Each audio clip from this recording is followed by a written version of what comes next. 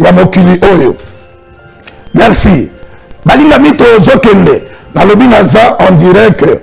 Je suis en direct de la télévision. Appelez-moi après l'émission, s'il te plaît, mon frère. Merci. Que Dieu te bénisse. Bien aimé, Nazolo Balikambo, c'est très important. C'est détourner de ces mauvaises voies. Bien aimé, ceux qui t'ont se détourner dans la mauvaise voie, n'a bichoté. Et nous allons prendre le livre d'Ésaïe, chapitre 1. Alors, bien aimé, Michel, moi je ne parle pas comme tout le monde. Moi je parle selon les mandats que le Seigneur m'a donné.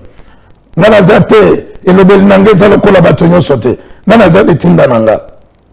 Alors, bien Ésaïe, chapitre 1. J'ai aimé ce verset. Alors, verset Mokozaya Kitoko, dans verset 19. Alors, bien 19. Si vous avez de la bonne volonté, et si vous êtes docile, vous mangerez les meilleures productions du pays. Mais si vous résistez, et si vous êtes rebelle, vous serez dévorés par le glaive, car la bouche de l'Éternel a parlé. Je peux répéter ce verset. Et kolo kongo lokola biso to komo yoka o masango ezate. Nakoloba. Masango kozanga na Congo comment? Kobato tozolinga to kemi kosomba masango. Bien aimé tracteur kaka basombi ata 1000 tracteurs et koti na plateau ya bateke masango da 3 mois to bandeli ya déjà masango. Mais pour la nini mayela kosomba ba tracteur ezate. Nous avons compris que les gens sont tracteurs et pour bénéficier de masango parce que nous sommes encore tous embêtés. Dans le quartier, nous avons Koinana, Kindoki, Koboki, Baninga, Bambasu, Kotonga, Baninga, Batoyamite, Mayaboe, Bakoki, Komona, Bolamu, Namokili, Anzambete. Natea qui était na libanda place Nateaka. Batobele balobi ne pasteur. Yo lingolo bana na bikolo nyonso ba congolais ka bato basala ka masungu. Bien aimé kema na confusion. Peuple nyonso ya mokili babane kotambola ndenge bango balingaki. Mais Dieu avait choisi un peuple oya koma ki peuple naye. Une fois Israël bandaki kotambola contraire na ba loi ya Nzambe azala ki puni pour le peuple nyonso. Congolais foye ba kozala ka Israël ya lelo. Okoki se comporter le peuple nyonso te. Nous sommes un pays prophétique. La lumière sortira dans ce pays et c'est cette lumière qui éclairera l'humanité tout entière. Fait la richesse à Congo, fait le caca coltan, diamant, l'or, lithium, non, la plus grande richesse du Congo, mais le Dieu de Kimbango, l'évangile que nous avons reçu, la vérité sortira dans ce pays et qu'on matina Israël. Vérité ko bimalamboka et ko éclairer mo kilimobimba. Prophétie bimaka la minoko ba konjakala. Azoloba tout comme le soleil se lève. Malobaloba qui est déjà prophétie. Et sa vérité ko bimalamboka oyo et ko éclairer mo kilimobimba. Na flasher yo moke. Bango bato ba memela ki biso Bible. Batonga kinda ko batie kurana bikeko balobi awe za temple. Mais biso toujours révélation. Nzambe zo bisabiso ototonga kana babenga kango salle de réunion de prière. Mais le temple de Dieu c'est l'homme.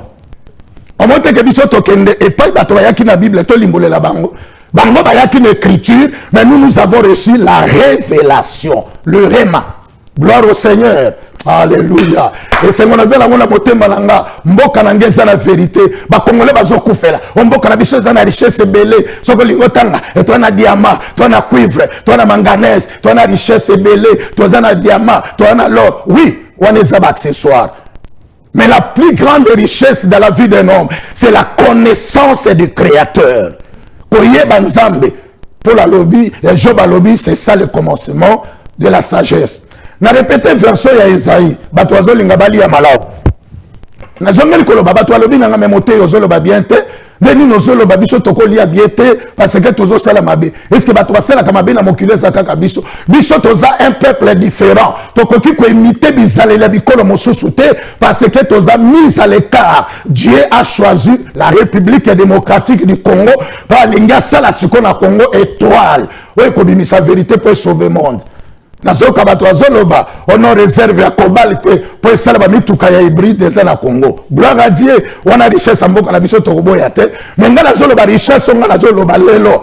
Eza la connaissance de la révélation. Il y a parole en Nzambe Nzambe tie na kati na biso ba congolais. C'est cette révélation qui va éclairer le monde. ce qui peut te richesse wane sengelinde et sunga évangile pour la propager. Parce que le seul instrument qui va rétablir la paix, la joie, la réconciliation dans ce pays, le seul instrument, c'est l'évangile de Jésus-Christ. Bien aimé, toko salaba colloque, ko sangana, to lukato salabo, to salabo. Mais si l'évangile de l'amour du prochain n'est pas au milieu de nous, il est difficile. Parce que mon tabotani, n'a pas makanise bele na bo moinaye. Dans le bâti Esaïe chapitre 1. Je lis le verset 19. La Bible dit ceci. Si vous avez de la bonne volonté et si vous êtes docile, le Seigneur dit, vous mangerez les meilleures productions du pays. Alors, soki bozo to sanga, pe bozo sala makamonga na sengi, bokolia bambuma malamu ya mboka oyo.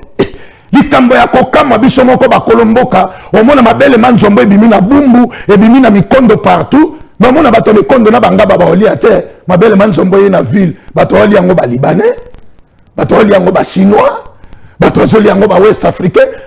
Mais les bons produits de ce pays va premier consommateur na bango feza la banane biso moko ba autochtone biso moko ba kolomboka et sengeli to li ba meilleur produit ya mboka na biso. Pourquoi tozoli ate? Parce que tolingi Congo mais tolingi moto apesa biso Congo te.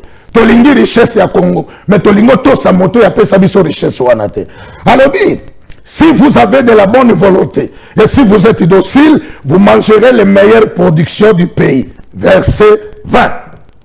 Mais si vous résistez et si vous êtes rebelle, vous serez dévorés par le glaive, car la bouche de l'Éternel a déclaré.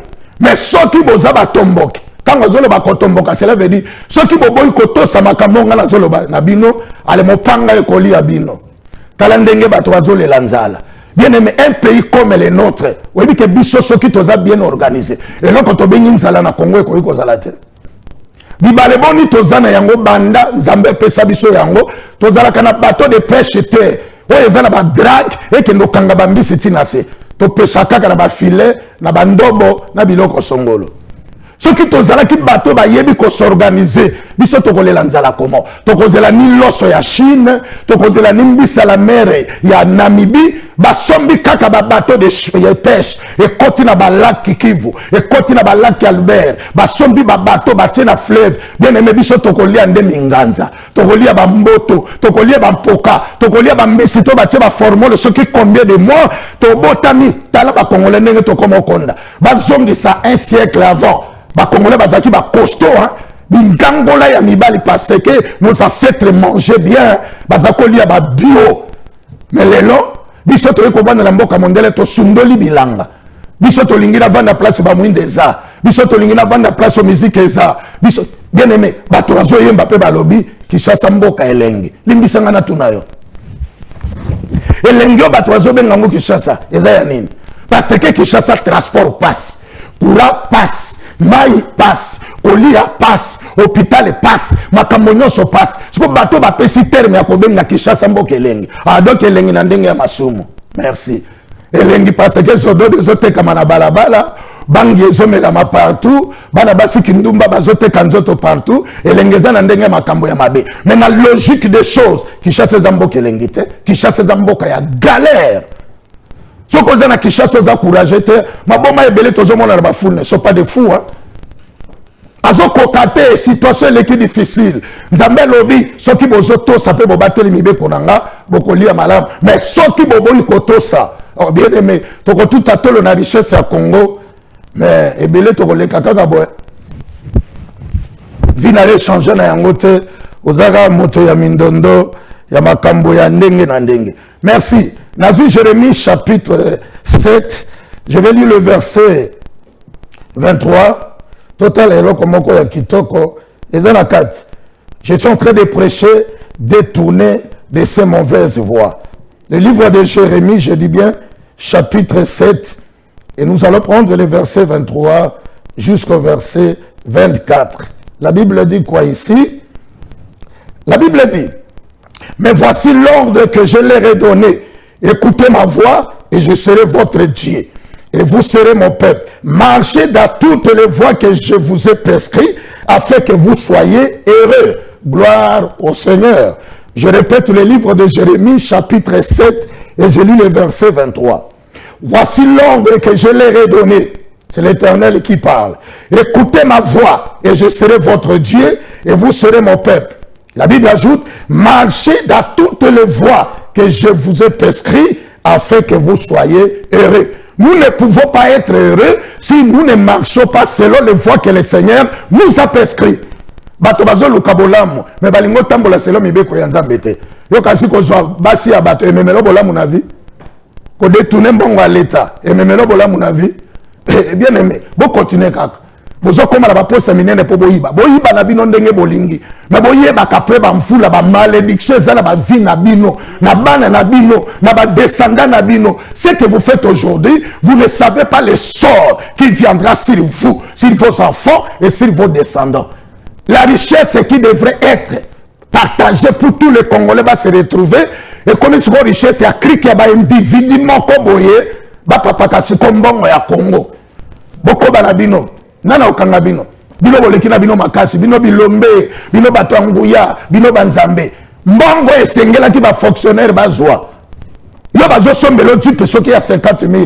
Mais mettre à temps de Sakabana, beaucoup voter ta loi, il n'y a pas de basombela, ta moto, il y a 1200, à tenir que dans l'école. Mais mboke comme il est là-bas, individu moko boye, bakangi peuple na otage.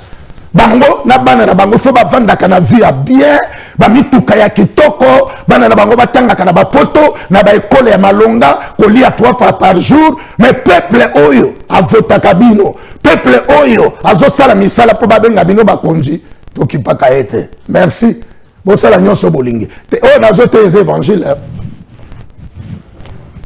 l'évangile doit interpeller tout le monde.